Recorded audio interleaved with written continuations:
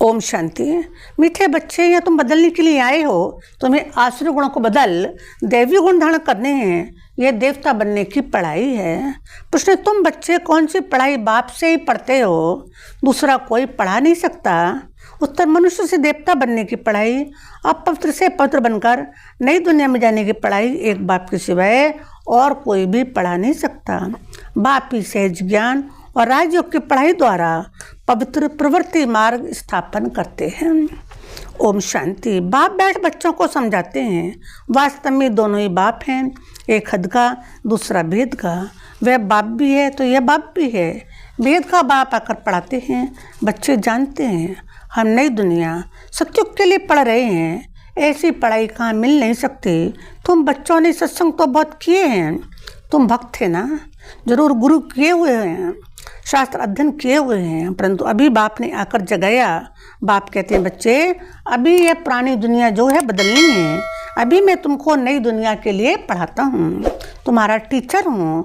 कोई भी गुरु के लिए टीचर नहीं कहेंगे। स्कूल में टीचर पढ़ाते हैं जिससे कि ऊंच पद पाते हैं, परंतु वह पढ़ाते हैं यहाँ के लिए। अभी तुम जानते हो हम जो पढ़ाई पढ़ते हैं वह है ही नई दुनिया के लिए। गोल्डन एज द वर्ल्ड, सत्य की दुनिया कहा जाता है। यह तो जानते हो कि इस समय आसुरी गुणों को बदल दैवी गुण धारण करने हैं। यहाँ तुम बदलने के लिए आई हो। कैरेक्टर की चरित्र की महिमा की जाती है। देवताओं के आगे जाकर कहते हैं, आप ऐसे हो, हम ऐसे हैं। तुमको अभी एम ऑब्जेक्ट मिली है। भविष्य के लिए बाप नई दुनिया भी स्थापन करते हैं और तुमको पढ़ाते भी हैं। वहाँ तो विकार की बात होती नहीं। तुम रावण पर जीत पाते हो। रावण राज्य में है ही सब विकारी, यथा राजा रानी तथा प्रजा। अभी तो है पंचायती राज्य, उनके पहले राजा रानी का राज्य था, परंतु वे भी पतित थे ना। उन पतित राजाओं के पास मंदिर भी होते हैं। निर्विकारी देवताओं की पूजा करते थे। पतित राजा किसकी पूजा करते? देवी देवताओं की पूजा करते थे।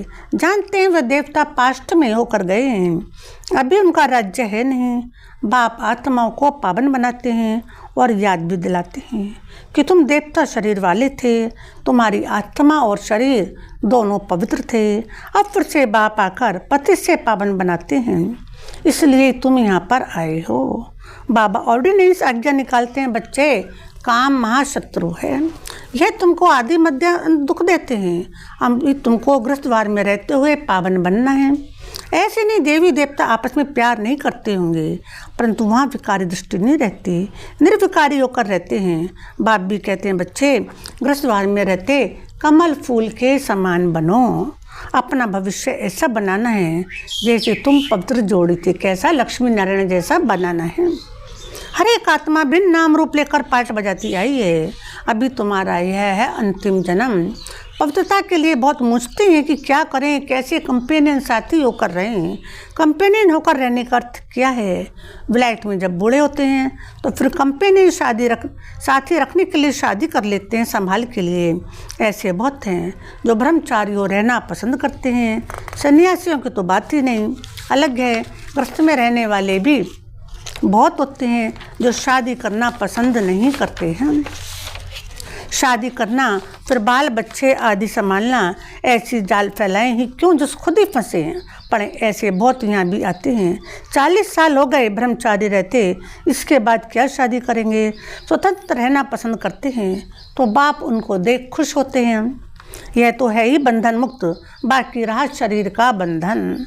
उसमें देह सहित सबको भूलना है, सिर्फ एक शिव बाप को याद करना है।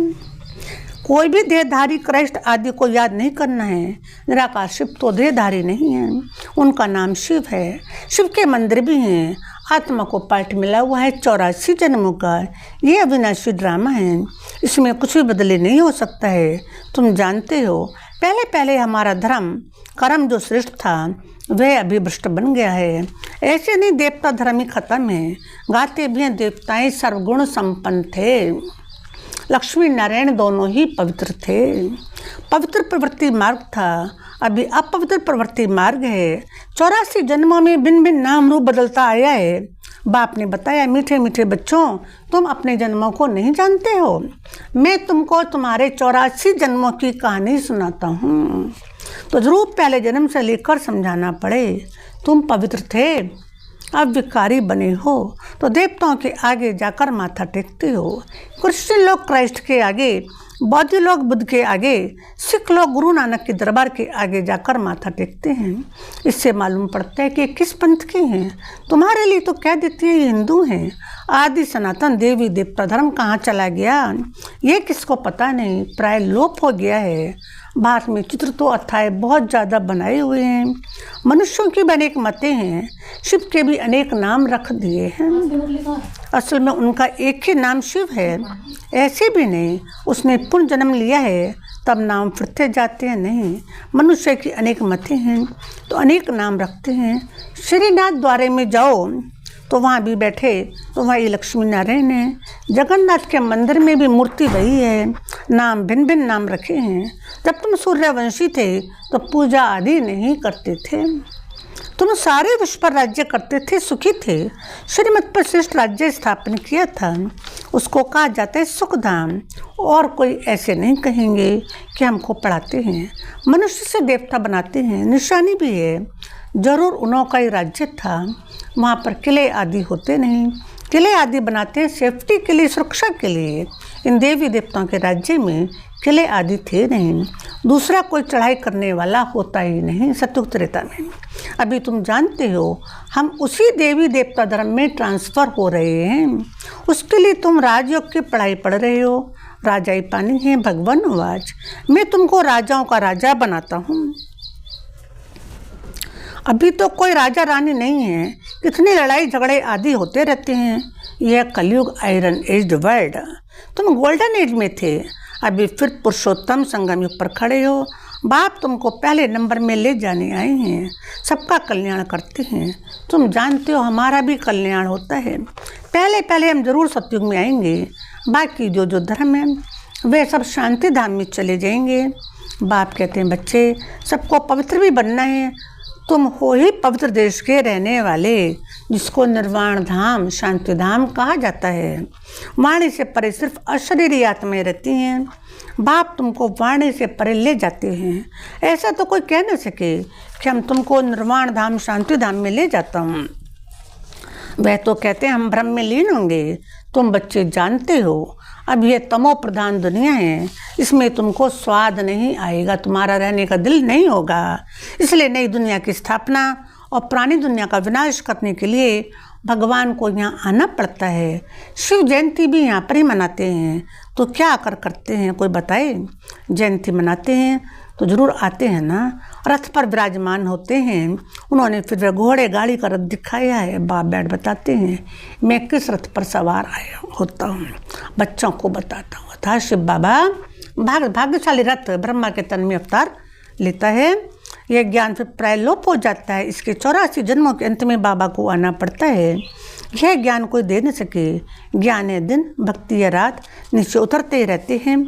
भक्ति का कितना शो है, कितने कुंभ के मेले, फलाने मेले आदि लगते रहते हैं। ऐसे कोई भी नहीं कहता कि अभी तुमको पवित्र बनकर नई दुनिया में जाना। भक्ति में तो कहानियाँ बताते रहते हैं, चरित्र सुनाते रहते हैं, परंतु कोई भी नहीं कहता कि तुमको पवित्र बनकर शांतिधाम वापस जाना है। बाप ये बतलाते हैं अभी है संगम युग।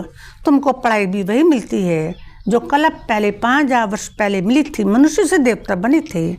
गायन भी है मनुष्य से देवता की कितने लगे बार, जरूर बाप ही बनाएंगे ना।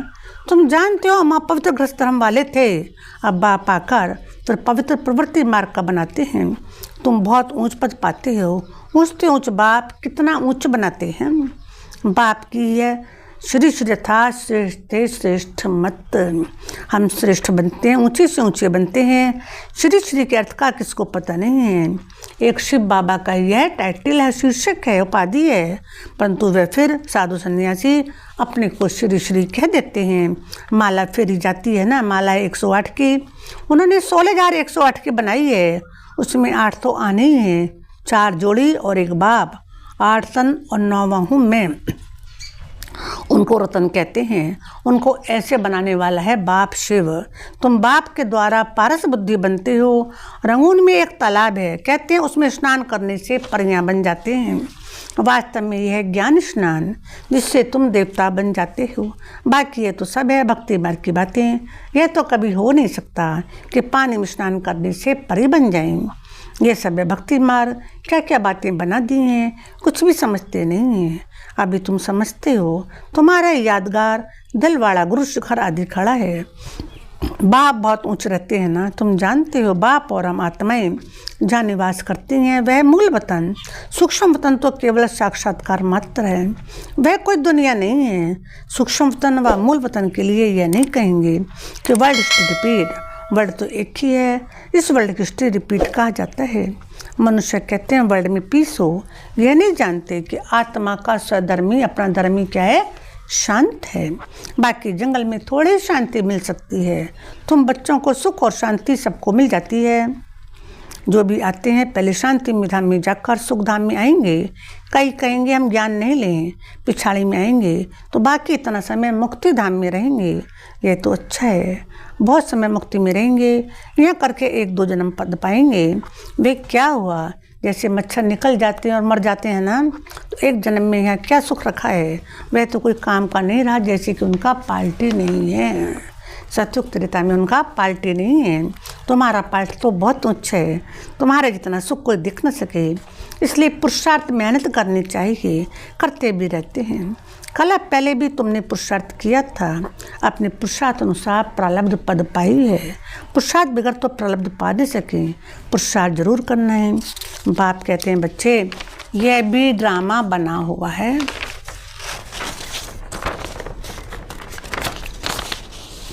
तुम्हारा भी पुरुषार्थ चल पड़ेगा, ऐसे तो चल नहीं सके। तुमको पुरुषार्थ तो जरूर करना पड़े। पुरुषार्थ बगैर थोड़ी कुछ होना है। खांसी आप ही कैसे ठीक होगी, दवाई लेने का पुरुषार्थ तो करना पड़े ना। कोई ऐसे भी ड्रामा पर बैठ जाते हैं, जो ड्रामा में होगा देखा जाएगा।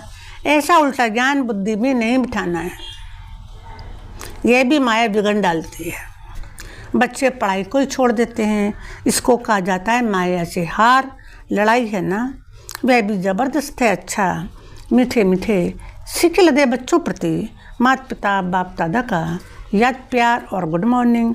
रूहानी बाप की रूहानी बच्चों को नमस्ते, और हम रूहानी बच्चों के रूहानी माता पिता बाप दादा को याद गुड मॉर्निंग और नमस्ते बाबा नमस्ते। धारणा के लिए मुख्य सारांश, श्रेष्ठ राज्य स्थापना करने के लिए श्रीमत पर चलकर बाप का मददगार बनना है। जैसे देवताएं निर्विकारी है ना, ऐसे ग्रस्त में रहते हुए निर्विकारी बनना है, पवित्र प्रवृत्ति बनानी है। दूसरा पॉइंट है ड्रामा के पॉइंट को उल्टे रूप से यूज नहीं करना है। ड्रामा कहकर बैठ नहीं जाना है, जो ड्रामा में होगा देखा जाएगा। पढ़ाई पर पूरा ध्यान देना है, पुरुषार्थ से अपनी श्रेष्ठ प्रारब्ध पद बनानी है। वरदान कमल पुष्प का सिंबल बुद्धि में रख, अपने को सैंपल समझने वाले न्यारे और प्यारे भाव। प्रवृत्ति में रहने वालों का सिंबल है कमल पुष्प। लक्षण क्या है प्रवृत्ति परिवार में रहने वालों का, कमल का फूल। तो कमल बनो और अमल करो, उसको धारण करो। अगर अमल नहीं करते तो कमल नहीं बन सकते। तो कमल पुष्प का सिंबल बुद्धि में रख, स्वयं को सैंपल समझकर चलो।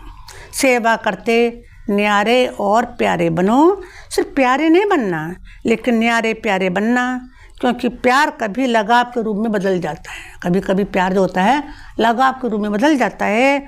इसलिए कोई भी सेवा करते न्यारे और प्यारे बनो। आज का स्लोगन है, स्नेह की छत्र छाया के अंदर माया आ नहीं सकती। बाबा से पक्का स्नेह होगा तो हमारे अंदर माया की प्रवेशता हो नहीं सकती। अच्छा, ओम शांति।